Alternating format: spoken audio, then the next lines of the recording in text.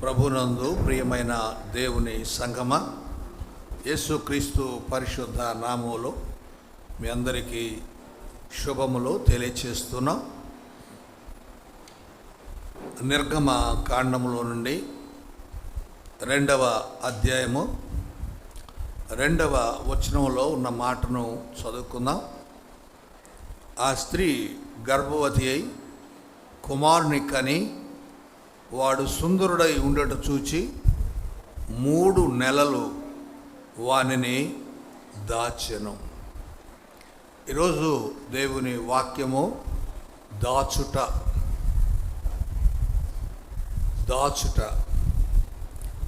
ఏమి దాచాలి, ఏమి దాచకూడదు, దేనిని దాచిపెట్టాలి, దేనిని దాచిపెట్టకూడదు, అది ఈరోజు దేవుడు మనతో మాట్లాడిన సందేశం. దేవుడు మనకు తెలియచేస్తున్నటువంటి ఈ 2 విషయాల్లో, ఒకటి పాజిటివ్, రెండవది నెగటివ్. దాచిపెట్టాలి, కొన్ని దాచిపెట్టకూడదు. అవేంటో ఒకసారి మనం చూద్దాం. 2వ అధ్యాయం 2వ వచనంలో ఎవరిని దాచారు అంటే మోషేను దాచారు. ఎందుకు మోషేను దాచారు అంటే, ఇశ్రాయేలీలలో ఏ మగబిడ్డ పుట్టినా చంపాలి అని ఐగుప్తులో రాజు ఆజ్ఞాపించాడు. ఎందుకు అంటే, ఐగుప్తులో ఇశ్రాయేలు బలపడుతున్నారు, ఎదుగుతూ ఉన్నారు, వారు బలవంతులవుతున్నారు, వారు ప్రబలుతూ ఉన్నారు. వారు ప్రబలకూడదు, వారు పెరగకూడదు, వారు అభివృద్ధి చెందకూడదు అని మగపిల్లల్ని చంపాలని ఆజ్ఞయించాడు. అంటే ఈ మంత్రసానులు ఉంటారు కదా, డెలివరీ చేసేవాళ్ళు, వాళ్ళు డెలివరీ చేయడానికి వెళ్ళేటప్పటికి వాళ్ళకు చెప్పాడనమాట, ఎవరు డెలివరీ అవుతుందో డెలివరీ మోపిల్లోడైతే చంపేసి, ఆడపిల్ల అయితే వదిలి. అలాగున రాజు ఆజ్ఞాపిస్తే ఇప్పుడు ఈ లేవి వంశస్థుడు, లేవి కుమార్తెను వివాహం చేసుకున్నటువంటి వ్యక్తి అనగా మోషేను కనిన తల్లిదండ్రులు, వాళ్ళిద్దరు ఏం చేశారంటే మోషేను దాచిపెట్టారు. ఎందుకంటే ఆ వ్యక్తి భవిష్యత్తులో దేవుని ఏర్పాటులో ఇశ్రాయేలు ప్రజలను నడిపించాలి. ఒకవేళ ఆ రోజు వారు దాచిపెట్టకపోతే మోషే చచ్చిపోయేవాడు. మోషే చనిపోతే ఆ ఐగుప్తు నుండి ఇశ్రాయేలు విడిపించబడడానికి దేవునికి సాధనం ఎవరు? కనుక దేవునికి ఒక సాధనగా మోషే ఉపయోగపడాలంటే ఆ రోజున మోషే దాచబడాలి. మోషేను తల్లిదండ్రులు దాచారు. ఎన్ని నెలలంట? 3 నెలలు దాచారు. తర్వాత దాచలేక ఒక జమ్ము పెట్టెలో పెట్టి యోర్దాను నదిలో వదిలేశారు. ఆ నదిలో వదిలేసిన తర్వాత ఒక ఏటి ఒడ్డు అది, ఆ ఏటి ఒడ్డున వదిలేసి దూరంగా ఉండి గమనిస్తుంది, నా బిడ్డ ఎటు పోతుందా అని. ఈ తల్లి కుమార్తె ఉంది, ఇంక వాళ్ళ అక్క, మోషే అక్క మిరియాము కూడా, ఆమె కూడా గమనిస్తుంది. యోకెబెతు అనేది ఆమె, ఆ తల్లి కూతురు ఇద్దరు కూడా ఎదురు చూస్తూ ఉన్నారు, ఏం జరుగుతుంది, ఈ బిడ్డ ఎటు వెళ్తాడు అని.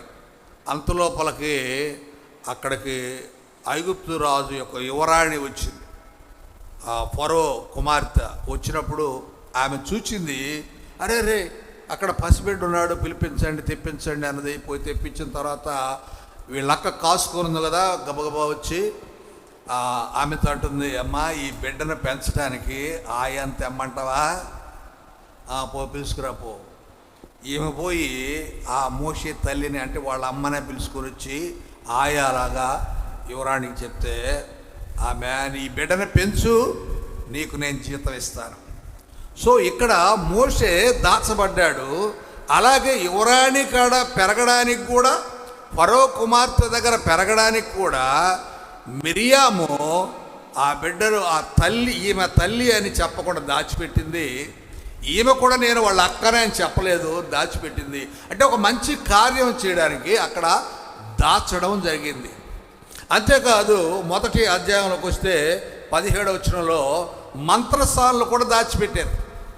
ఏమి దాచారు మంత్రసానులు? దేవునికి భయపడి ఐగుప్తు రాజు తమకు ఆజ్ఞాపించినట్లు చేయక మగపిల్లలను మగపిల్లలను బ్రతక అంటే పుట్టిన మగపిల్లలందరినీ కూడా చంపమని రాజు ఆజ్ఞాపిస్తే రాజుకు ఏం చెప్తున్నారంటే ఆ చంపుతున్నాం అయ్యా అంటున్నారు, కానీ బ్రతకనిస్తున్నారంటే తాము చేస్తున్న పనిని దాచిపెడుతూ ఉన్నారు. ఇది మంచిదా చెడ్డదా అంటే ఇది మంచిది. ఎందుకంటే దేవుని బిడ్డలను దాచడం, దేవుని బిడ్డలకు కష్టం వస్తూ ఉంటే దాచిపెట్టడం, ఇలాంటి పని జరిగింది. హెబ్రీయులకు రాసిన పత్రికలో 11వ అధ్యాయము 23వ వచనంలో చూస్తే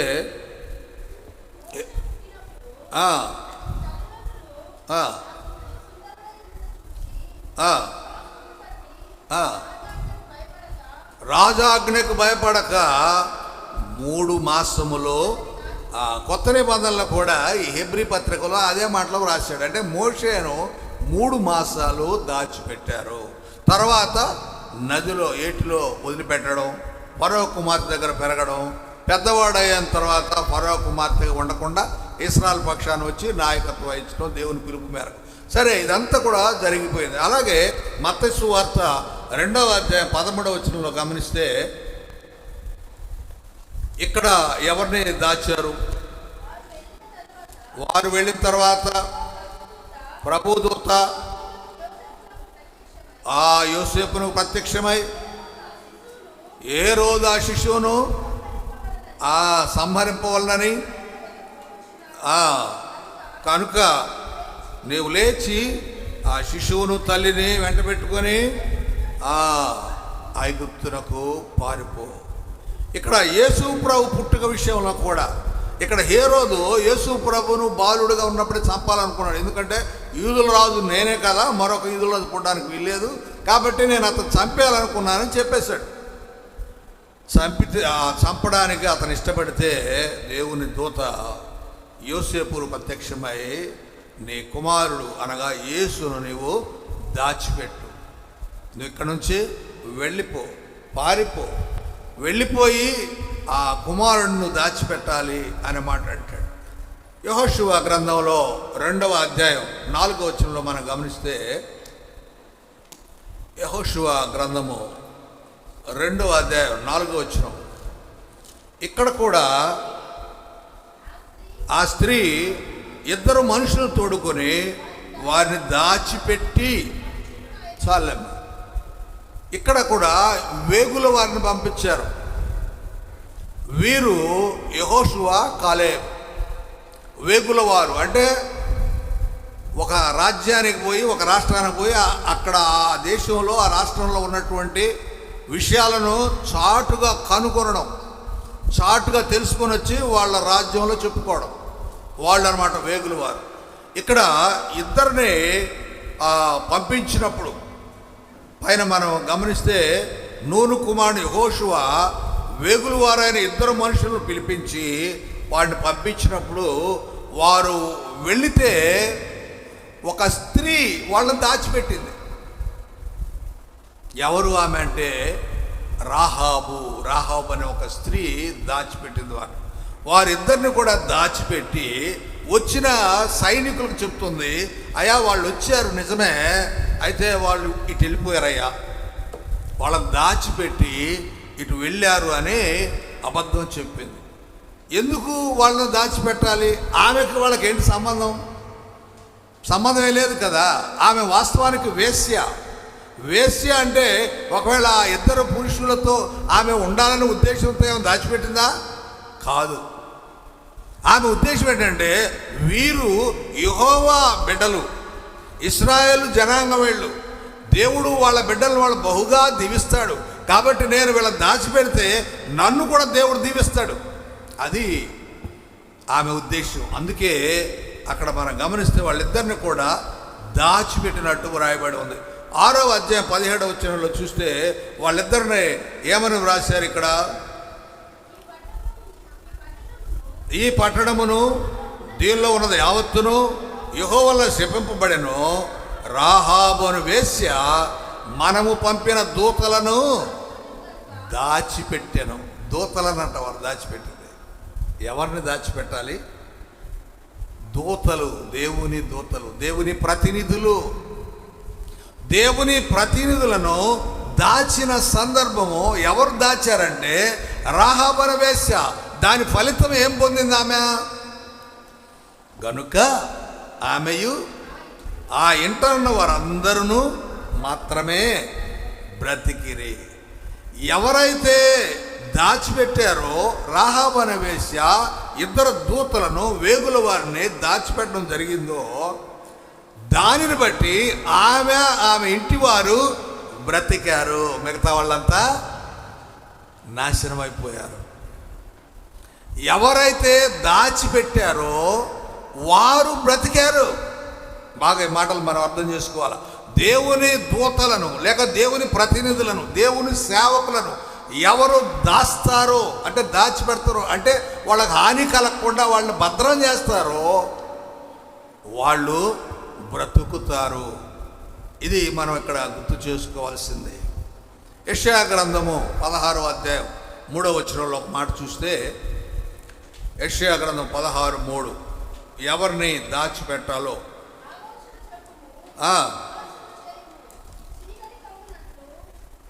చదువమ్మా. మధ్యాహ్నమున నీ నీడ మా మీద ఉండనీయుము, చెదరిన వారిని దాచిపెట్టుము. చెదరిన వారిని దాచిపెట్టుము, పారిపోయిన వారిని పట్టియకుము.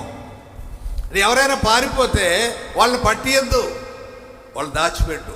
చెదరిపోయారు వెళుతున్నటువంటి వాళ్ళలో చెదరిక అంటే చెదరిపోయిన పరిస్థితులు. ఒక కుటుంబంలో 4 చెదరిపోయారు, యూదులు చెదరిపోయారు. వాళ్ళని ఏం చేయాలంట? దాచిపెట్టాలి, వాళ్ళు పట్టియకూడదు. ఎవరైనా ఒక హంతకుడు లేక హత్య చేశాడు, అలాంటి వాడు మన ఇంట్లో వచ్చి దాక్కుంటే మనం ఏం చేయాలా?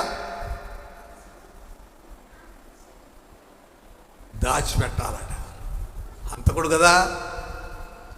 కదా, ఎలా దాచిపెట్టాలా? మనల్ని కూడా చంపుతాడేమో. దాచిపెట్టకపోతే వాడు మనల్ని చంపుతాడు. ఎందుకంటే చంపేస్తా పోలీసు వాళ్ళు చెప్పేవాడి అని కత్తి పెట్టుకుంటాడు, లేకపోతే తుపాయి పట్టుకున్నాడు. ఇక భయపడేనా?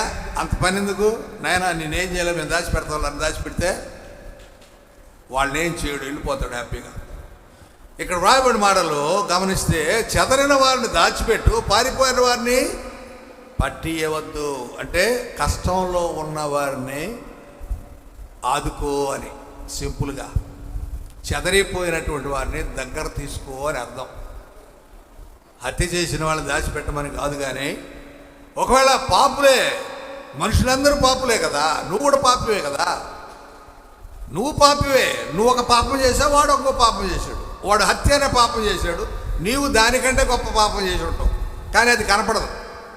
మనం అనుకుంటాం నేను నీతిమంతురాలిని, నీతిమంతుడిని, నేను మంచోడిని, నేను గొప్పోడిని అని మనం అనుకుంటాం. ఎదుటోడిని చీప్గా చూస్తాం, తక్కువ వాడు, చిన్నవాడు అని. కనుక గమనించాల్సిన విషయం ఏంటంటే, ఇక్కడ చెదరిన వారిని మనము దాచిపెట్టాలి. అలాగే పారిపోయిన వారిని ఆదుకోవాల్సిన అవసరత ఉందనే విషయాన్ని గుర్తు చేస్తున్నా. ఇర్మియా గ్రంథం 36:20లో ఒక మాట చూద్దాం. ఇర్మియా గ్రంథం 36:20.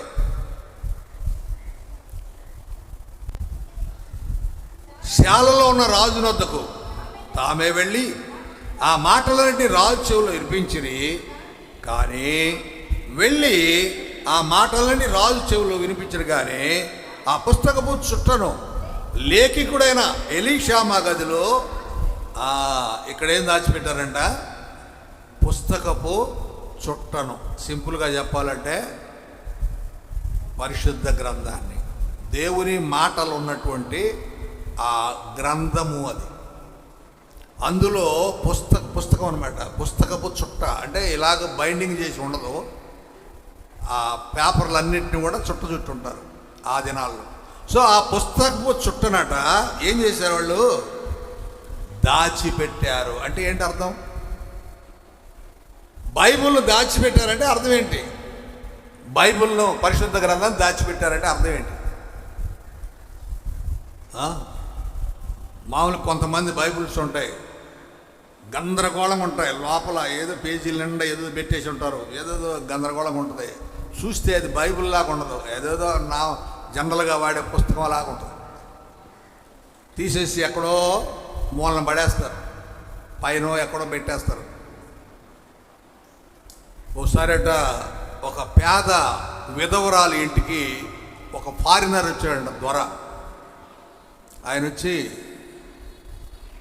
ఏమ్మా నీ పరిస్థితి ఏంటంటే, అయ్యా నేను చాలా పేద స్థితిలో ఉన్నాను, తినడానికి కూడా ఆహారం లేదు నాకు అంటే, ఆయన బైబిల్ ఒకటి ఇచ్చి, కొత్త నిబంధన, ఈ బైబిల్ చదువమ్మా, నీకు దేవుడు నిన్ను ఆశీర్వదిస్తాడు, నీకు అన్నీ ఇస్తాడు అని బైబిల్ ఇచ్చేసి వెళ్ళిపోయాడు.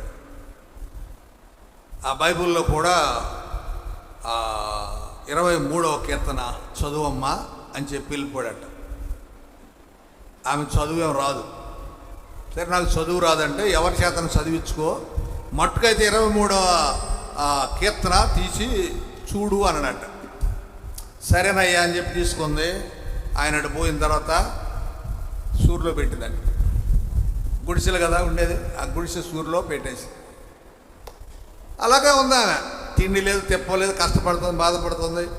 ఒక 3 నెలల తర్వాత మళ్ళా ఆయన వచ్చాడంట, ఫారినర్ వచ్చి, ఏవా ఎలా ఉన్నావంటే, ఏమన్నాయ్యా నేను ఇలాగే ఉన్నాను, ఇదిగో పేదరికం, తిండి లేదు, చూడు పొట్ట చూడు ఆడిపోయిందో, ఈ ఒళ్ళు చూడు ఆడ, ఎంటుకలు ఇదే ఎముకలు కనిపిస్తున్నాయి, ఇవన్నీ చెప్పింది. బైబిల్ చదవలేదా నువ్వు అన్నట్ట. చదవలేనయ్యా. బైబిల్ తీయలేదా నువ్వు అంటే, తీయలేదయ్యా, నేనేం చెప్పాను నీకు, నాకు చదువు రాదు కదా, తీసిన ఉపయోగం లేదు కదా అని నేను తీయలేదయ్యా. ఇప్పుడన్నా తీసి చూడమ్మా అంటే, సరే చూస్తానులే అయ్యా. లేదు ఇప్పుడు చూడు, తీ అని తీపిచ్చాడు. తీపిస్తే ఎక్కడుంది అది? సూర్లో ఉంది. బూజు బట్టి, దుమ్ము బట్టి గందరగోళంగా ఉంది. తెరువు అన్నట్ట. ఇటు తెరవగానే 23వ కీర్తన వచ్చింది. అక్కడ డబ్బులు కాగితాలు ఉన్నాయి. అంటే ఆయన నేరుగా సహాయం చేసి తీసుకోదేమోనని బైబిల్లో పెట్టి, నువ్వు బైబిల్ తెరువమ్మా అని చెప్పి వెళ్తే, అది కాదు దాచిపెట్టడం అంటే. బైబిల్ను భద్రంగా చూసుకోవడం అది దాచిపెట్టడం అంటే. ఇక్కడ దేవుని వాక్యాన్ని దాచడము అంటే అర్థం ఏంటంటే భద్రంగా చూసుకోవడం. మన ఇంట్లో బైబిల్ ఎక్కడ పెడుతున్నాం? చర్చికి వచ్చాం, తీసుకొచ్చాం. ఇప్పుడు వెళ్ళిన తర్వాత ఎక్కడ పెడతాం బైబిల్ని? కొంతమంది టేబుల్ మీద పెట్టుకుంటారు, కొంతమంది మంచం మీద పెట్టుకుంటారు, కొంతమంది షెల్ఫ్లో పెట్టుకుంటారు, కొంతమంది బీరువాలో పెట్టుకుంటారు, కొంతమంది పైన అటకాలో పెడతారు, కొంతమంది కింద అటకాలో పెడతారు. రకరకాలుగా, అంటే ఎక్కడ పెట్టాలో తెలియదు, ఎడవ చోట పెట్టేస్తాలే. కానీ బైబిల్ ఎప్పుడు కూడా పైన ఉండాలి. హల్లెలూయా. పరిశుద్ధ గ్రంథం పైన ఉండాలి. ఎప్పుడైనా పైన అంటే దేవుడు పైన ఉన్నాడు అనే ఫీలింగ్ ఉంటుంది. చాలాసార్లు మనం బైబిల్ కిందనే ఆడనో పెడతాము, ఆడనే కాళ్ళు కనిపిస్తూ ఉంటాయి, తగులుతూ ఉంటాయి. ఇక్కడ కింద కూర్చున్నప్పుడు కూడా బైబిల్ అదిగా చూడు, వాడు కాళ్ళ కింద పెట్టుకున్నాడు, కాళ్ళు తగులుతా ఉన్నాయి బైబిల్కి. వాడు చిన్నపిల్లాడు, వాడికి తెలియదు ఈ బైబిల్ కాలుతో తగులుతుంది అనే జ్ఞానం వాడికి తెలియదు. ఇంట్లో వాళ్ళు చెప్పాలా? చెప్పరు. ఎందుకంటే వాళ్ళు కూడా అలాగే కదా పెట్టేది. కింద కూర్చున్నప్పుడు బైబిల్ పైన మన పైన పెట్టుకుంటాం, ఏమవుద్ది? నేల మీద పెట్టుకుంటే ఏమవుద్ది? కాలు తగులుతూ ఉంటుంది. దేవుని గ్రంథం పరిశుద్ధ అంటే దాచడం అంటే అది పాడు కాకుండా చూడడం. దాచుకున్నాను అంటే దాని అర్థం ఏంటంటే పాడు కాకుండా చూడడం. మొన్న ఒక షాపుకు నేను వెళ్ళాను. వాడు నా సెల్ ఫోన్ చూశాడు. చూసి, సార్ ఎప్పుడు కొన్నారు సార్ ఈ సెల్ ఫోన్ అన్నాడు. 2020లో అన్నా. అబ్బా 4 ఏళ్ళు భలే జాగ్రత్త పడుతున్నారు మీరు, భద్రంగా వాడుతున్నారు అన్నాడు. అంటే మనం వాడే వస్తువుని జాగ్రత్తగా వాడితే దాన్ని దాచిపెట్టినట్టు సమానం. ఏదైనా బంగారం ఏం చేస్తాం? దాచిపెట్టుకుంటాం, ఫంక్షన్లకే వేసుకుని వెళ్తాం. మిగతా టైంలో బీరువాలోనో ఎక్కడ భద్రంగా దాచిపెట్టుకుంటాం, సీక్రెట్ లాక్. కనుక డబ్బు ఇవన్నీ కూడా ముందు మనం చూస్తాం. అలా పుస్తకపు చుట్టను అంటే దేవుని వాక్యాన్ని మనము దాచిపెట్టుకోవాలి. ఎక్కడ అంటే మన హృదయంలో దాచిపెట్టుకోవాలి. నా హృదయంలో ఉంచుకొని ఉన్నాను అంటాడు. ఒకసారి కీర్తనాకారుడు దావీదు పలికిన మాటలు మనం గమనిస్తే 119వ కీర్తనలో 11వ వచనం, 119వ కీర్తన 11వ వచనం. నీ ఎదుట నేను పాపం చేయకున్నట్లు నా హృదయంలో నీ వాక్యం ఉంచుకుని ఉన్నాను. ఎక్కడ ఉంచుకున్నాడంట ఆ వాక్యాన్ని? హృదయంలో ఉంచుకున్నాడు, అంటే గుండెలో ఉంచుకున్నాడు, లోపల దాచుకున్నాడు. ఒక ఆయన అన్నాడు, ఏమయ్యా బైబిల్ లేకుండా గుడికి వచ్చావంటే ఆయన అన్నాడు, సార్ నా గుండెల్లో ఉంది సార్ బైబిల్. నిజమా? అవును సార్. సరే 119వ కీర్తన 20 వచనం ఏమని చెప్పు. వెంటనే చెప్పేశాడంట. ఆ పాస్టర్ గారికి ఆశ్చర్యం కలిగింది. ఒరి నిజమేనా ఇది?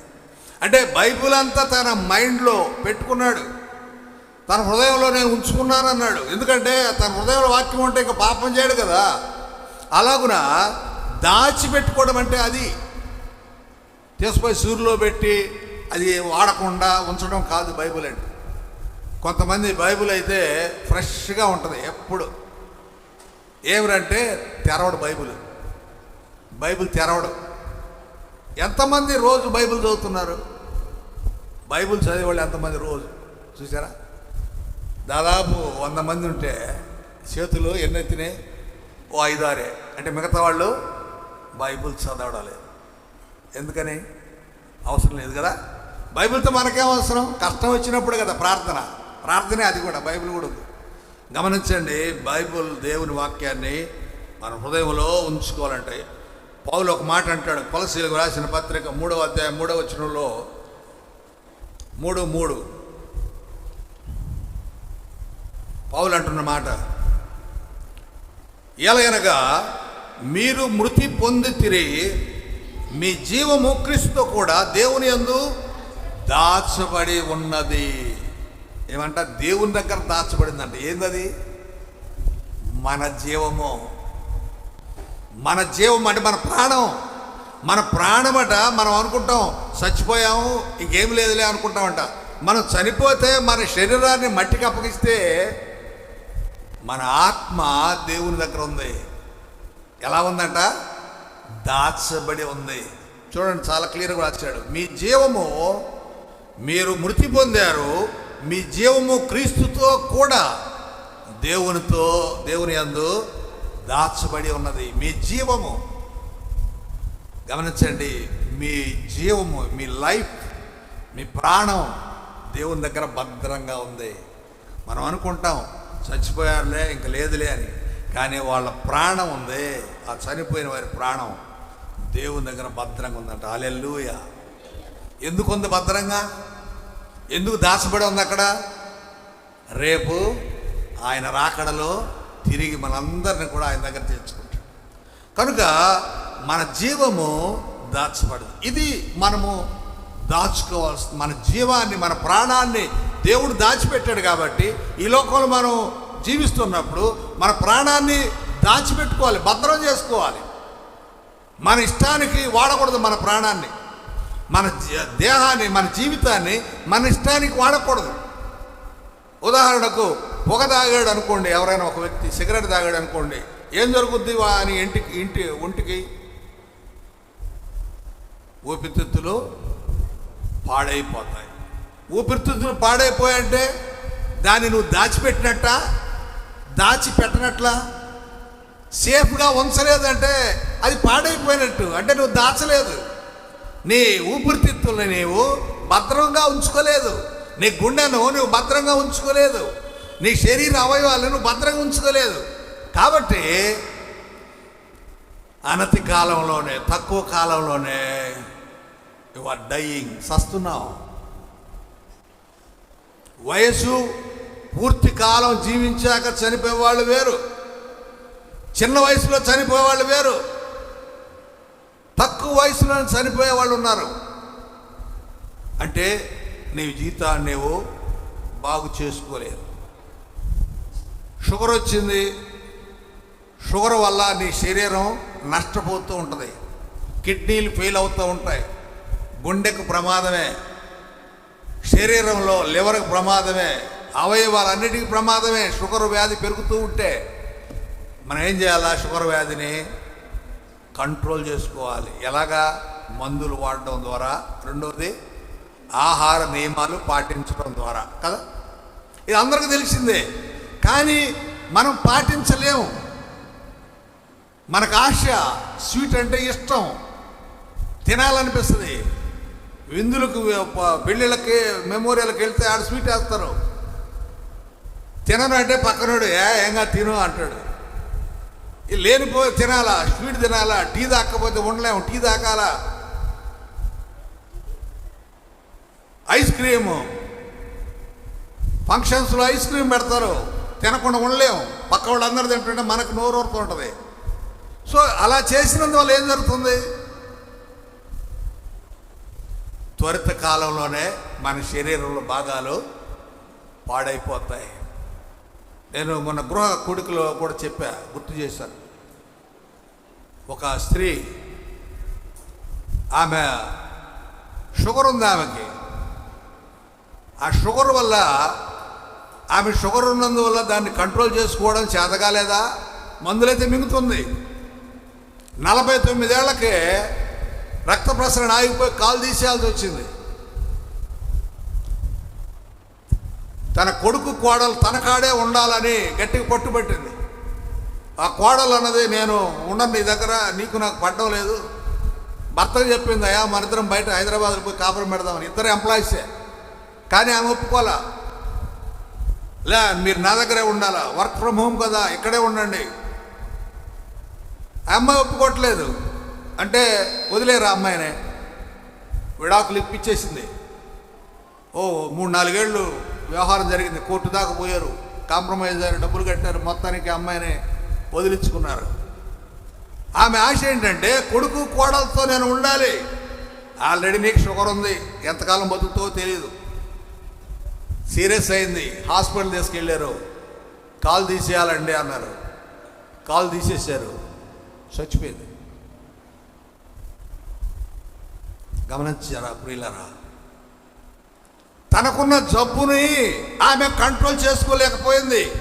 దానికి తోడు ఇతరులకు కీడు చేసింది. ఓ అమ్మాయి జీవితాన్ని నాశనం చేసింది. అదే నీ కూతురుంటే, నీ కూతురు ఎదుటి వాళ్ళు అలా చేస్తే నీ ప్రాణం ఎలా ఉంటుంది? ఆమెకి కూతురు లేరు, కొడుకులే ఇద్దరు. కోడల్ని తరిమేసింది, డబ్బు ఇచ్చి పంపించేసింది. ఆమెకి ఇంక మళ్ళీ ఎవరు చేసుకుంటారు అమ్మాయిని? పోనీ ఆ అమ్మాయినా చేసుకోవడానికి ఇష్టపడుతుందా? ఇష్టపడదు. ఎందుకంటే ఇలాంటి భర్తను, ఇలాంటి అత్తను చూశాక ఇక పెళ్ళొద్దురా బాబు అంటది. నేను ఇండివిజువల్ జీవిస్తాను, ఎందుకంటే అవి ఉద్యోగస్తురాలు. ఎందుకు ఈ మాట నేను జ్ఞాపకం చేస్తున్నానంటే, మన జీవితాన్ని, దేవుడిచ్చినట్టు జీవితాన్ని, జీవాన్ని మనం దాచుకోవాలి. దాచుకోకుండా దాని ఇష్టానికి మనం వాడినందువల్ల ఏమైంది? జీవం పోయింది, చచ్చిపోయింది, ప్రాణం పోయింది. ఇప్పుడు ఆమె శరీరాన్ని మట్టికి అప్పగించేశారు. దేవుని ఆత్మ, దేవుని దగ్గర తన ఆత్మ పోయింది, రైటే. ఇప్పుడు దేవుడు దాన్ని భద్రం చేస్తాడా? ఈమె ఒక వ్యక్తి కీడు చేసింది, ఆ వ్యక్తి నాశనం అవడానికి కారణమైంది. అలాంటి ఆత్మను దేవుడు భద్రం చేస్తాడా? ఉంచుతాడా? వెళ్ళిపో, నాకు అక్కర్లేదు అనడా దేవుడు? కనుక దేవుడు మనకిచ్చినటువంటి ఆ జీవమును, ఆ ప్రాణమును భద్రం చేసుకోవాల్సిన అవసరం ఉంది. ఆ దేవుని దగ్గర ఉంది అన్నప్పుడు మనం ఎంత జాగ్రత్తగా ఉండాలా అనే విషయాన్ని గుర్తు చేస్తున్నాను. రెండవది, ఏమి దాయకూడదు, దేనిని దాచిపెట్టకూడదు. రాజులు 2వ గ్రంథం 7వ అధ్యాయం 7-8 వచనాలు మనం చూస్తే, రాజులు 2వ గ్రంథం 7వ అధ్యాయం 7-8 వచనాలు.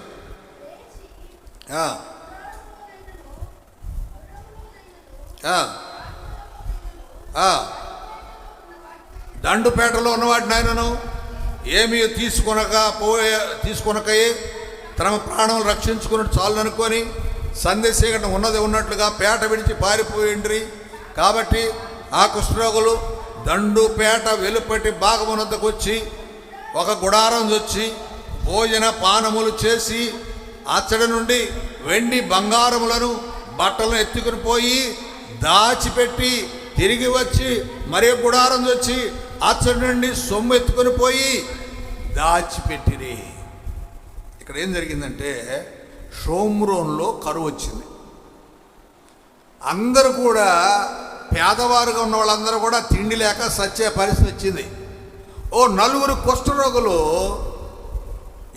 ఎట్టా సచ్చేవాళ్ళమే కదా, ఈ ప్రాంతం విడిచి వెళ్ళిపోదాం, దారిలో ఎక్కడైనా ఏదైనా ఆహారం దొరికితే తిందాం అని వారు ఆ షోమ్రోను విడిచి వెళ్ళిపోయారు. వెళుతూ ఉంటే సిరియన్ల దండుపేట ఉంది, అక్కడ వాళ్ళు కాపు కాసి ఉన్నారు వీళ్ళ నాశనం చేయడానికి, షోమ్రోను నాశనం చేయడానికి. వారు అక్కడ ఉంటే వారి గుడారాల్లో మనుషులు లేరు.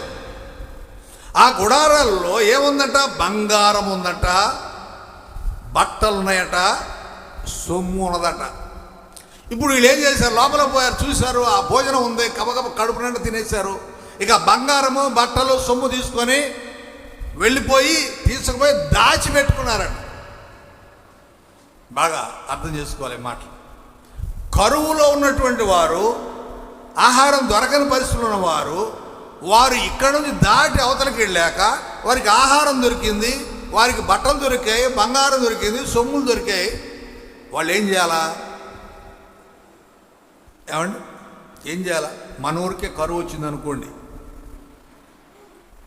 మన ఊరికి కరువు వచ్చింది, చాలామంది తిండి లేక సస్తున్నారు. నాకు అనుకోకుండా ఒక బస్తా బియ్యం దొరికాయి, నేనేం చేయాలి? వాటిని తీసుకొని దాచిపెట్టుకోవాలా? ప్రజలకు పంచాలి. ఎందుకంటే ప్రజలు చచ్చిపోతున్నారు. నువ్వు ఒక్కడ బతికితే చాలా, ఇతరులు కూడా బ్రతకాలి కదా. కరువు అనేది అన్ని చోట్ల ఉంది. సో ఇక్కడ జరిగింది ఏంటంటే, వాళ్ళు చేసిన పని ఏంటంటే, వాళ్ళ వరకు తిన్నారు, తాగారు, ఎంజాయ్ చేశారు, తీసుకుపోయి దాచిపెట్టుకున్నారు రేపటికి కూడా. అంటే కొంతకాలానికి దాచిపెట్టుకున్నారట. ఏమేమి దాచిపెట్టారట? వెండి బంగారములను, బట్టలను, అలాగే సొమ్మును, డబ్బు, దీన్ని తీసుకుపోయి దాచిపెట్టారట. ఎందుకంటే వాళ్ళకే, వాళ్ళ కోసమే. ప్రియ దేవుని సంగమా, అలాంటి పరిస్థితుల్లో సొమ్ము, బట్టలు, బంగారం దాయకూడదు. ఎవరు అవసరతలు ఉన్నారో వాళ్ళకి ఇచ్చేలాగా ఉండాలి, కానీ భవిష్యత్తు కోసం మనం దాచిపెట్టుకుంటాం. దాచిపెట్టుకోకూడదు అనే విషయాన్ని గుర్తు చేస్తున్నాను. 20వ అధ్యాయం 17వ వచనం, రాజులు 2వ గ్రంథం 20:17.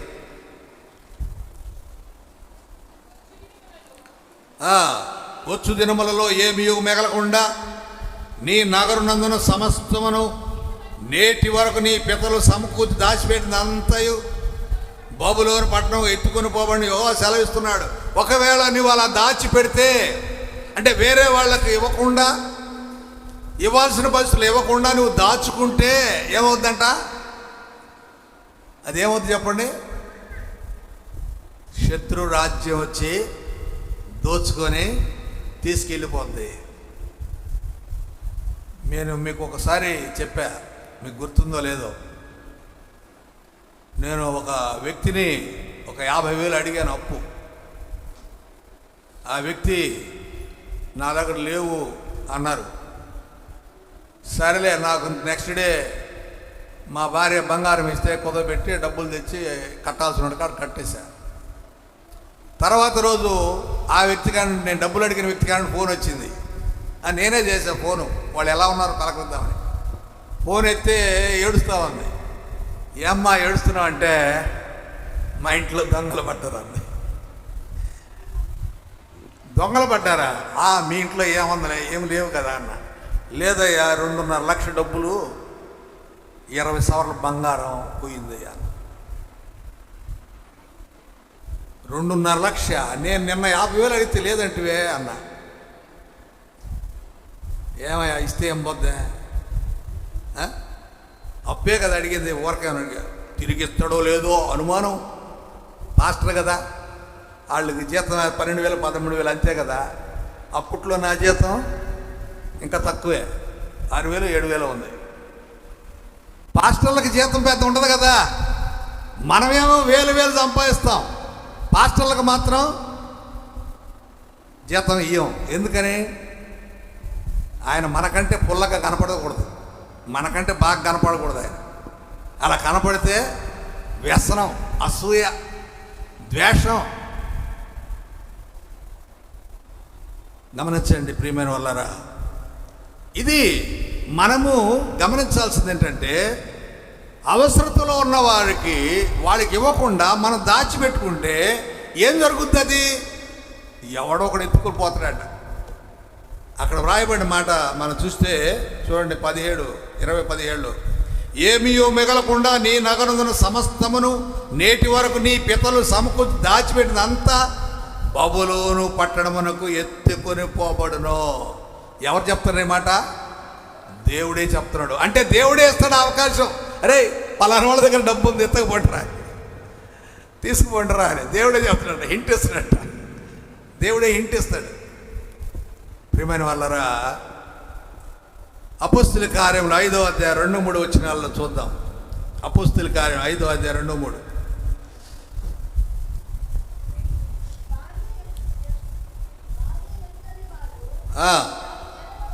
భార్య ఎరుకనేవాడు దానివల్ల కొంత దాచుకొని కొంత తెచ్చి అపోస్తుల పాదములతో పెట్టెను.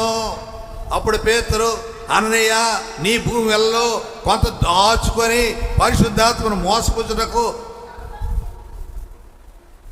సాతాను ఎందుకు నిన్ను నీ హృదయమును ప్రేరేపించెను. ఆ దినాల్లో పండిన పంటంతా శిష్యుల దగ్గర తీసుకొచ్చి పెట్టాలి, సంపాదించిన డబ్బులన్నీ శిష్యుల దగ్గర తెచ్చి పెట్టాలి. అంటే ఉమ్మడిగా ఉండేవాళ్ళు అందరూ, అక్కడున్న క్రైస్తవులందరూ కూడా ఉమ్మడిగా ఉండేవాళ్ళు, ఎవరి పార్టీ వాళ్ళు కాదు. ఇప్పుడు మనలాగా ఎవరి పార్టీ వాళ్ళు ఉండేవాళ్ళు కాదు, అందరూ కలిసి ఉండేవాళ్ళు. ప్రతివాడు సంపాదించి దేవుని సేవకుల దగ్గర పెడితే వాళ్ళు వీళ్ళందరికి భోజనం పెట్టేవాళ్ళు. వాళ్ళకి కావాల్సిన ప్రతిదీ కూడా ఈ తెచ్చిన డబ్బుతో సమకూర్చేవాడు. అలా ఉన్నప్పుడు అననీయ సప్పీరాలు ఇద్దరు ఏం చేశారట, వాళ్ళ పొలాన్ని అమ్మి కొంత దాచుకొని మిగతా తెచ్చిపెట్టారట. అప్పుడు పేతురు అడిగాడంట, ఏమయ్యా అననీయ, నువ్వు పొలం అమ్మేవు కదా, ఇంతకేనా? అవునయ్యా, ఎంతకేనయ్యా. ఎందుకు అబద్ధం ఆడాలా? లేదయ్యా నేను కొంత దాచుకొని తెచ్చిపెట్టానా అనొచ్చుగా. అబద్ధం ఆడాడు, చచ్చిపోయాడు. మళ్ళీ భార్య వచ్చింది, భార్యను కూడా అడిగాడు, భార్య కూడా అదే మాట చెప్పింది. ఎందుకంటే వాళ్ళిద్దరు కలుసుకొని ఇద్దరు మాట్లాడుకొని అబద్ధం ఆడాలా అనుకున్నారు కదా. సో ఆమె చచ్చిపోయింది. ఏం దాచుకున్నావు? నువ్వు పొలం అమ్మిన దాంట్లో కొంత దాచుకున్నావు. దాచుకోవడం తప్ప? ఆ సందర్భంలో తప్పే. ఎందుకంటే వాళ్ళు చెప్పిందంటే మీరు అమ్మింది తీసుకొచ్చి మొత్తం ఇక్కడ పెట్టండి. వాళ్ళు ప్రియులు కాబట్టి, స్వార్థపరులు కాబట్టి వాళ్ళు కొంత దాచుకున్నారు. అందుకే ఆ కొంత వాళ్ళు అనుభవించారా? లేదు. ధనవంతుడు కూడా ధాన్యాన్ని సమకూర్చి నా ప్రాణమా తినుము తాగుము సుఖించుము అన్నాడు. దేవుడు అన్నాడు, బాబు నీ ప్రాణం నాకు కావాలరా. నువ్వు దాచుకున్నది ఏమైంది? ఏమండి, నువ్వు దాచుకున్నది ఏమైంది? ఆ సందర్భంలో నువ్వు దాచకూడదు అనే విషయాన్ని ప్రభు పేర గుర్తు చేస్తున్నాను. ప్రసంగి 5:13. ప్రసంగి 5:13. సూర్యుని క్రింద మనస్సుకు ఆయాసకరమైనది ఒకటి జరుగుట నేను చూచితిని. అదేదనగా ఆస్తి గలవారు తన ఆస్తిని దాచిపెట్టుకొని తనకు నాశనం తెప్పించుకొనును. ఏమండి, ఈ మాటలు వింటుంటే ఎక్కుతుందా మన మైండ్కి? హలో, హల్లెలూయా స్తుతి మహిమ ఎల్లప్పుడు దేవునికి ఇచ్చెదము. హల్లెలూయా స్తుతి మహిమ ఎల్లప్పుడు దేవునికి ఇచ్చెదము. హల్లెలూయా. అందరూ పాడండి, మీకోసమే ఎత్తింది పాట.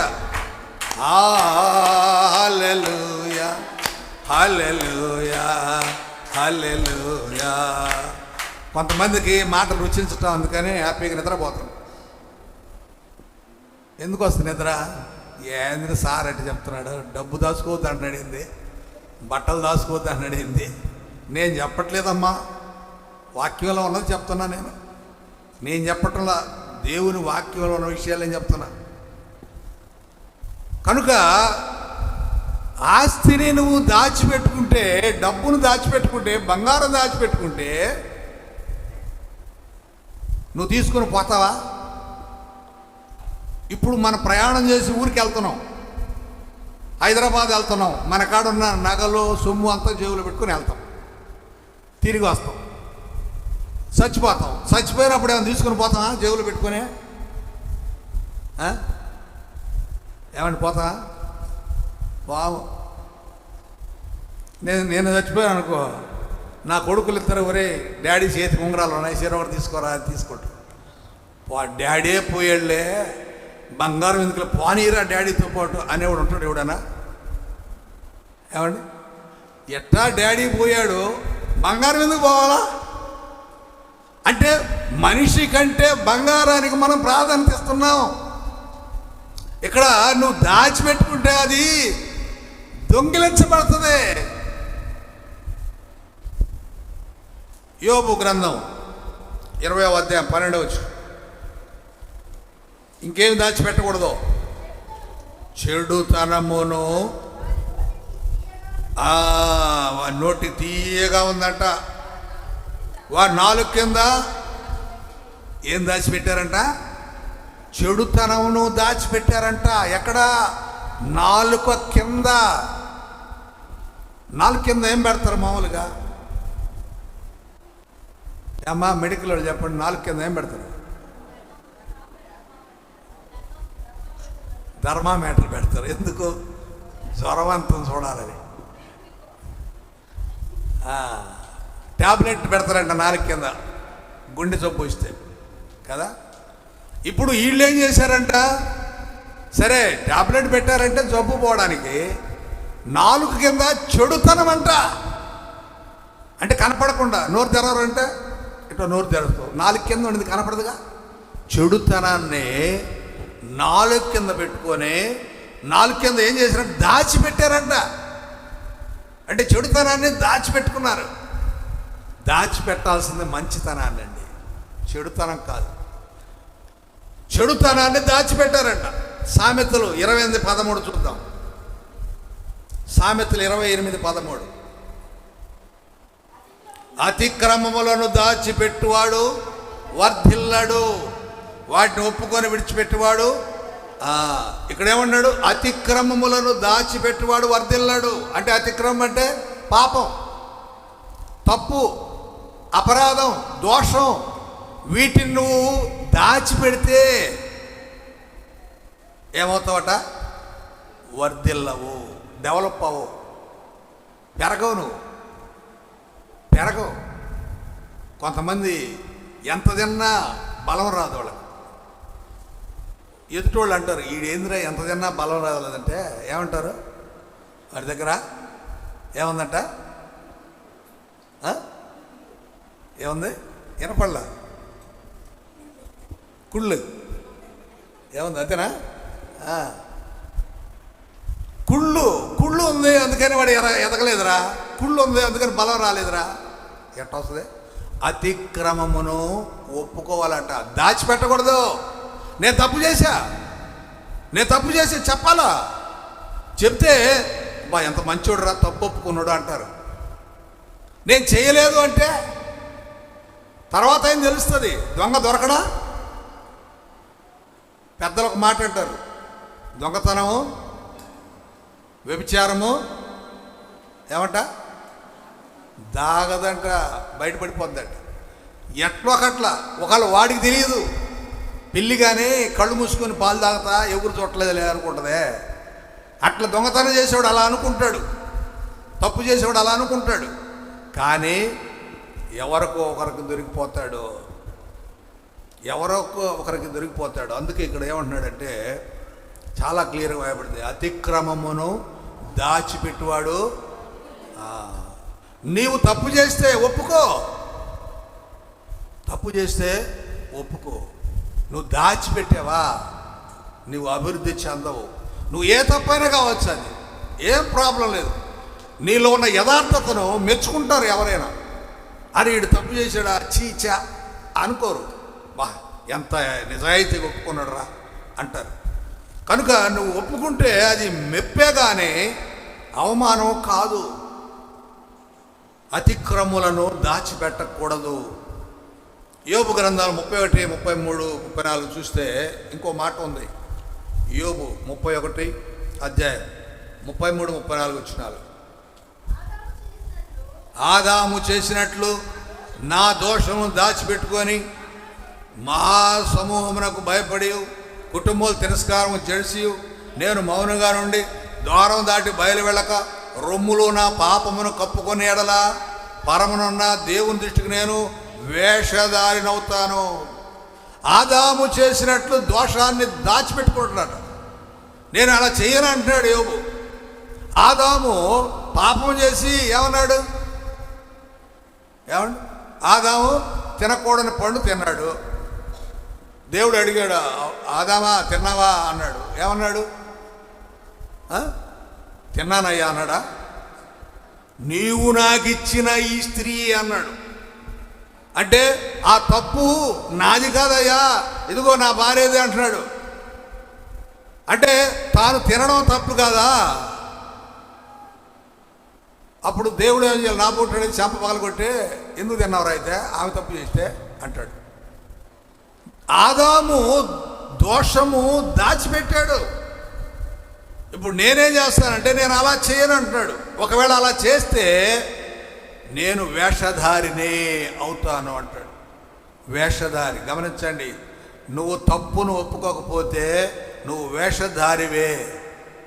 అంటే వేషధారి అంటే లోపల ఒకటి బయటకు ఒకటి ఉంటుంది అనమాట. పైకి మంచివాళ్ళలాగా ఉంటావు, లోపలేమో నీలో చెడుతనం ఉంది, చెడుతనం దాచిపెట్టుకున్నావు. కీర్తనకారుడు ఏమంటాడు? 32వ కీర్తన 5వ వచనంలో, 32వ కీర్తన 5వ వచనం, నా దోషమును నేను కప్పుకోకుండా నీ ఎదుట నా పాపము ఒప్పుకోన్నానయ్యా.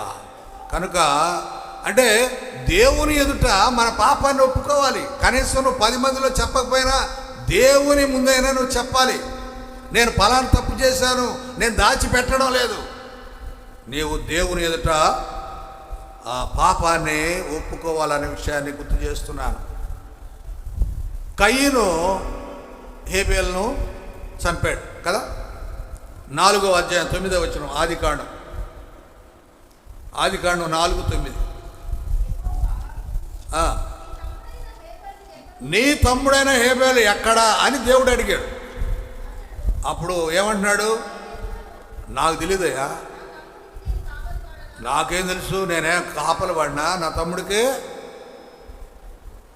కయీను తమ్ముడిని చంపి దాన్ని కప్పెట్టేసి దాచిపెట్టేసి దేవుడు అడిగితే కూడా నాకు తెలియదు. అవును, చాలామంది మనలో తప్పు చేస్తూ నాకు తెలియదు అనేవాళ్ళు ఉన్నారండి, నేను చేయలేదు అనేవాళ్ళు ఉన్నారండి. అయితే నువ్వు వేషధారివే, నువ్వు నిజాయితీ గల క్రైస్తవురాలు కాదు. నువ్వు దాచిపెడితే దేవునికి తెలియదండి? దేవునికి తెలీదా? దేవుని ఎదుట అంత ఓపనే కదా. హేబేలు ఎందుకు అవునయ్యా నేను చంపానని అనలేకపోయాడు? హేబేలు నేను చంపానయ్యా ఎందుకు అనలేకపోయాడు కయీను? కనుక హత్యను దాచిపెట్టాడు. యెషయా గ్రంథం 29:15, యెషయా 29:15,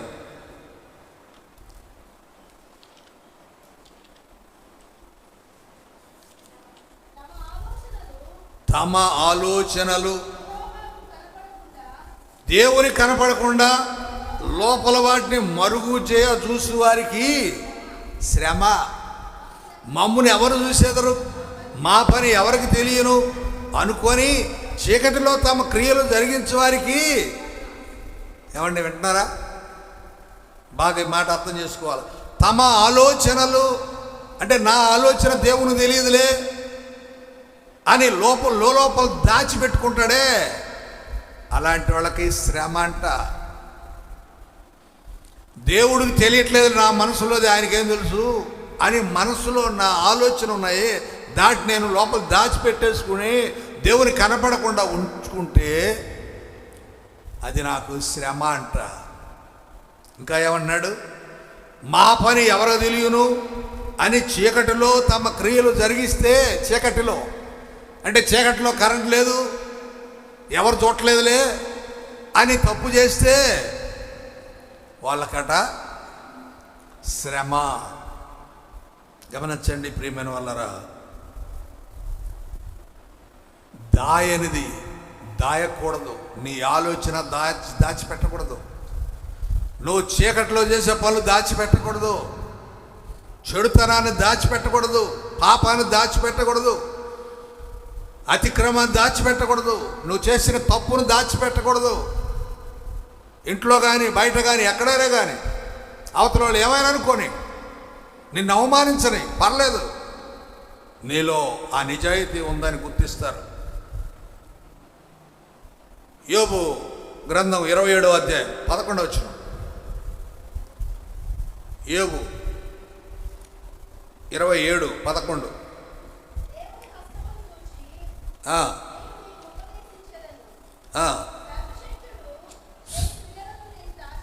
ఏందంట? సర్వశక్తుడు చేయు క్రియలను నేను దాచిపెట్టను. అంటే దేవుడు మన ఎడల చేసే ఆ క్రియలు, ఆశ్చర్య క్రియలు, అద్భుత క్రియలు నేను దాచిపెట్టనంటే ఏంటి అర్థం? నీకు కలిగిన మేలును వెంటనే నువ్వు 10 మందికి చెప్పాలి. ఈ మేలు దేవుడు నాకు చేశాడు, ఈ స్వస్థత దేవుడు నాకు చేశాడు, ఈ ఉద్యోగం దేవుడు నాకు ఇచ్చాడు, ఈ చదువు నాకు దేవుడు సాయం చేశాడు. ఓపెన్ అవ్వాలి. తర్వాత చెప్దాంలే అంటే ఈ లోపు నువ్వు దాన్ని దాచిపెట్టినట్టు అవుతుందేమో. జనరల్గా మన వాళ్ళు చేసే పొరపాటు ఏంటంటే, ఒక వ్యక్తికి గర్భం రావాలంటే, సంతానం కలగాలంటే ప్రార్థన చేస్తాం.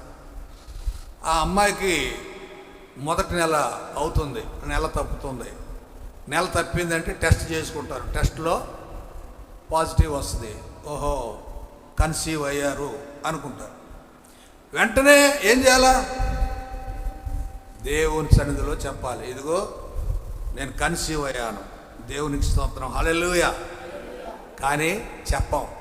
ఎందుకని? ఇప్పుడే చెప్పడం ఎందుకులే అని. ఎన్ని నెలలకు చెప్తారమ్మా? 3 నెలలుగా? 4-5 నెలలకు చెప్తారు. అంటే మనమే చూసి పొట్ట కొద్ది పెరిగినట్టుందే అని అనుకుంటే అప్పుడు అవునయ్యా 4 నెల 5 నెల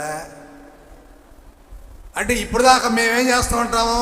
ఈ 5 నెలల వరకు మేము ప్రార్థన చేస్తూనే ఉంటాం, అయ్యా పలానా మీకు గర్భం ఇయ్యయ్యా అని. ఆల్రెడీ ఆడు ఇచ్చానయ్యా అని ఆయన అంటున్నాడు, కానీ మనకు తెలియదే. మనమేమో ఇయ్యయ్యా అని అడుగుతున్నాం. మనం నీ కన్సీవ్ అవ్వగానే దేవుని ఎదుట సాక్షిగా ఉండు, సమాజానికి చెప్పు. అప్పటి నుండే ప్రార్థన చేస్తారు వాళ్ళు, ఇదిగో పలానా కన్సీవ్ అయిందయ్యా, ఆమెకు సుఖంగా ప్రసవం కావాలి, కడుపులో బిడ్డ చక్కగా పెరగాలి, ప్రేయర్ చేస్తారు కదా. 4 నెలలు 5 నెలలు దాకా చెప్పరు. ఎందుకంటే దిష్టి తగులుద్దంట. లేకపోతే ఏంది ఏమంటారు దాన్ని, ఏదో నరదిష్టి, అసూయ, ఏదేదో ఉంటాయిలే. నీకు మేలు జరిగిన యోబు అంటున్నాడు, ఏమంటున్నాడు యోబు? దేవుని క్రియలను నేను దాచిపెట్టను. దేవుడు నీకు ఏ మేలు చేసినా అది చిన్నదా పెద్దదా కాదు, నీకు మేలు జరిగిందా, స్వస్థత కలిగిందా, వెంటనే ఇమ్మీడియట్గా you have to give testimony in our church, సంఘంలో, మందిరంలో, దేవుని మందిరంలో, దేవుని ఎదుట ప్రజలందరూ తెలిసినట్టు చెప్పు. ఎస్, పాజిటివ్ అయిందండి, నేను కన్సీవ్ అయ్యాను. నీ ప్రార్థనలో ఇక తర్వాత నీకు కన్ఫ్యూజన్ ఉండదు. 2 నెలల పోద్దో, 3 నెలల పోద్దో, ఇంకేదో నెలల పోద్దో అని కన్ఫ్యూజన్ అక్కర్లేదు. ఎందుకంటే నువ్వు దేవుని కృతజ్ఞతలు చెల్లించావు, అక్కడి నుంచి ప్రేయర్లో కంటిన్యూ అవుతున్నావు. కాబట్టి ఇంకేం జరగదు, నష్టం జరగదు. కనుక దేవుడు చేసిన క్రియల విషయమై కృతజ్ఞత చెల్లించాలి. కీర్తనకారుడు కూడా ఒక మాట అంటాడు, 78వ కీర్తన 4వ వచనం. 78వ కీర్తన 4వ వచనం. స్తోత్రార్హ క్రియలను, ఆయన బలమును, ఆయన చేసిన ఆశ్చర్య కార్యములను దాచకుండా వాటిని వారి పిల్లలకు మేము చెప్పేదము. చూసారా, మన ఇంట్లో మేలు జరిగితే, దేవుడు ఆశ్చర్యక్రియలు, అద్భుత కార్యాలు జరిగితే వాటిని దాచిపెట్టకుండా పిల్లలకు చెప్పాలంట. ఎందుకంటే మనం పోయిన తర్వాత ఇంకెవరు చెప్పలేరు కదా. మనం ఉండగానే చెప్తే మనం పోయాక వాళ్ళు వాళ్ళ పిల్లలకి చెప్తారు, అరే మా నాన్నగారు ఇట్లంట, మా అమ్మగారు ఇట్లంట, మా తాతగారు ఇలా అంట, ఆమె బతుకున్నప్పుడు చెప్పింది నాకు. అలా చెప్పలేదనుకో, మీ తాత చేసినవన్నీ, మీ తాతకి దేవుడు చేసిన మేళ్ళన్నీ పోతాయి, నీకు దేవుడు చేసిన మేళ్ళన్నీ పోతాయి. కనుక కీర్తనకారుడు అంటాడు, ఆయన బలమును, ఆయన చేసిన ఆశ్చర్యకాలను దాచకుండా వారి పిల్లలకు మేము చెప్తాము. అవునండి, మన ఇంట్లో మన కుటుంబంలో జరిగే ప్రతి విషయాన్ని మనం ఒకరికొకరు షేర్ చేసుకోవడం ద్వారా దేవునికి మహిమ కలుగుతుంది. ఒక్క మాట చూసి ముగించుకుందాం. మత్తయి సువార్త 25వ అధ్యాయం 18వ వచనంలో ఒక మహానుభావుడు ఒక మంచి పని చేశాడు. ఏం చేశాడు? వాడు ఒక తలాంతు తీసుకున్నవాడు భూమిని తవ్వి తన యజమాని సొమ్మును దాచిపెట్టెను. ఏం చేశాడంట ఆయన? ఒక తలాంతు తీసుకున్నవాడు తీసుకున్న తలాంతును అభివృద్ధి చేయకుండా, వాడుకోకుండా, మా యజమాని వచ్చిందో తిరిగి ఆయనకి ఇచ్చేద్దామని తీసుకుపోయి గుంటదవి దాచిపెట్టాడట. దీన్ని బట్టి మనకు ఏం అర్థం చేసుకోవాలంటే, దేవుడు మనకిచ్చిన తలాంతు, టాలెంట్, రక్షణ, భక్తి, ప్రార్థన, విశ్వాసము, ఇలాంటివన్నీ కూడా దాచిపెట్టకూడదు. ఫ్రిడ్జ్లో పెట్టకూడదు, బీరువాలో పెట్టకూడదు, ఇనపెట్టులో పెట్టకూడదు. దాన్ని, ఆ తలాంతుని ఏం చేయాలి? మనం యూటిలైజ్ చేయాలి, ఉపయోగించాలి. నీకు పాట పాడడం వచ్చా? పాడు. నీకు బైబిల్ చదవడం వచ్చా? చదువు. నువ్వు ప్రార్థన చేయడం వచ్చా? చెయ్యి. నువ్వు వాక్యం చెప్పడం వచ్చా? వాక్యం చెప్పు. నీకు అవకాశం వచ్చినా కూడా నాకు బిజీ, నేను ఏంది బిజీ? ఏం బిజీ అమ్మా? వాక్యం చెప్పమంటే మనోళ్ళు అనే మాట బిజీ కుదరదు. వాక్యం చెప్పమంటే ఎంత గొప్ప సంగతి తెలుసు. అది నీ ఇంట్లో చేసే పనులన్నిటికంటే గొప్ప పనే తెలుసా? వాక్యం చెప్పడమే. వాక్యం చెప్పని నీకు అవకాశం ఇస్తే, పాస్టర్ గారు నిన్ను అడిగితే, ఇప్పుడు కాదు ఇంకెప్పుడా? చచ్చిపోయాక. చాలామంది ఇక్కడ ఉన్న వాళ్ళు చాలామంది ఆ మాట అన్నవాళ్ళే. నేను ఏ ఒక్కరి గురించి చెప్పట్లా, అందరి గురించి చెప్తున్నా. వాక్యం చెప్పగలిగే వాళ్ళు నాకు తెలిసి నా మైండ్లో ఉన్నారు. వాళ్ళని అడుగుతా, ఇప్పుడు కాదులే పాస్టర్, నెక్స్ట్ ఇయర్, వచ్చే సంవత్సరం అంట. గుడ్ ఫ్రైడేగా చెప్పమంటే వచ్చే సంవత్సరం సార్. అప్పుడు నువ్వు పోతే, దేవుడు నిన్ను పిలిస్తే ఏం చేస్తావు? ఎప్పుడు పోతావు మనకు తెలియదు కదా. దేవుడు ఎప్పుడు అవకాశం ఇస్తే అవకాశాన్ని వాడుకోవాలి. అదే ఇక్కడ తలాంతును నువ్వు సద్వినియోగం చేసుకోవాలి. నీకు ఇచ్చిన తలాంతు నువ్వు గుంటలో దాచిపెడితే ఏమవుతుంది చెప్పమ్మా? సుజీవన్ ఉన్నాడు, పాటలు పాడతాడు, రోజు పాడతాడు. ఓ 10 రోజులు పాడకుండా ఉండు మనం, ఏమవుద్ది? గొంతు ప్రాక్టీస్ లేకపోతే పోద్ది. ఏదైనా అంతే, వాయించేది కానీ, తబలా కొట్టేది కానీ, ఫైటింగ్ కానీ, ఏదైనా నువ్వు ప్రాక్టీస్ చేయకపోతే ఆ ప్రాక్టీస్ ఏమవుతుంది? ఇప్పుడు ప్రాక్టీస్ చేస్తూ ఉంటే ఏమవుతుంది? ఇంకా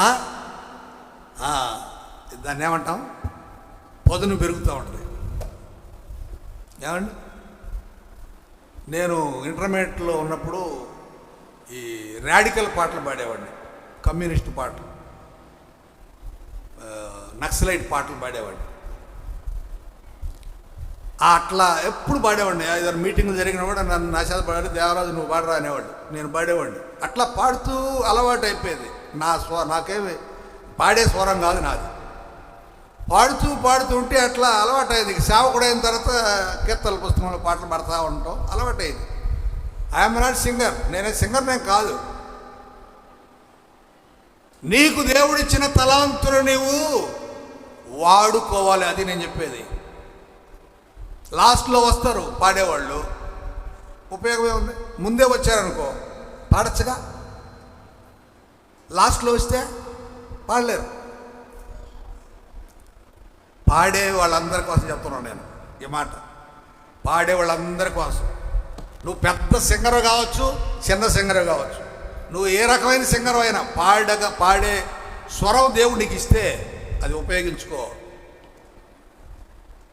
ఇంటికి పోయి మళ్ళీ వండుకుందాం అన్నం, ఏమో తొందర ఏంది చెప్పండి. ఎవడ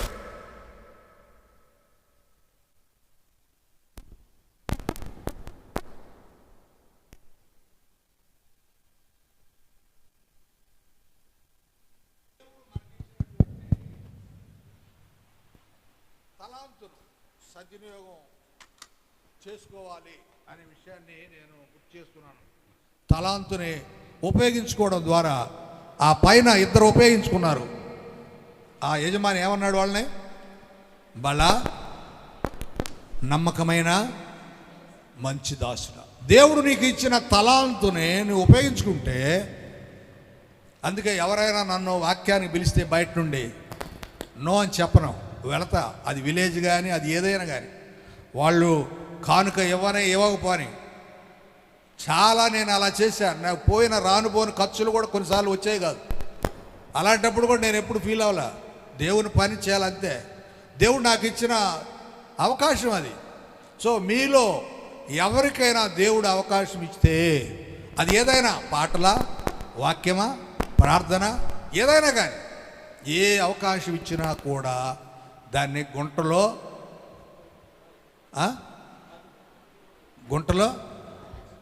దాచిపెట్టాలా? దాచిపెట్టకూడదు. గుంటలో దాచిపెడితే ఏమవుద్దమ్మా? ఒక ఆయనంట డబ్బుని గుంటలో దాచిపెట్టాడట. దొంగ సొమ్ము దాచిపెట్టి సంవత్సరం తర్వాత పోయాడు తెచ్చుకోవడానికి. ఏమైంది? మట్టి తినేసిందట. అట్టుంటుంది. నీ తలాంతును దాచిపెడితే మట్టి తినేస్తుంది. దయచేసి గమనించండి, ఈ మాటలు నా మాటలు కాదు. ఏది దాయాలి, ఏది దాయకూడదు, దేనిని దాచాలి, దేన్ని దాచకూడదు, ఈ విషయాలు మనం తెలుసుకొని ఆత్మీయతలో పెరుగుదాం. దేవుడి మాటలు దీవించుగా ప్రార్థన చేసుకుందాం. ప్రేమగల మా తండ్రి, పరిశుద్ధుడా, నీకు వందనాలు. ఏమి దాచాలో ఏమి దాచకూడదో మాకు నేర్పించవయ్యా.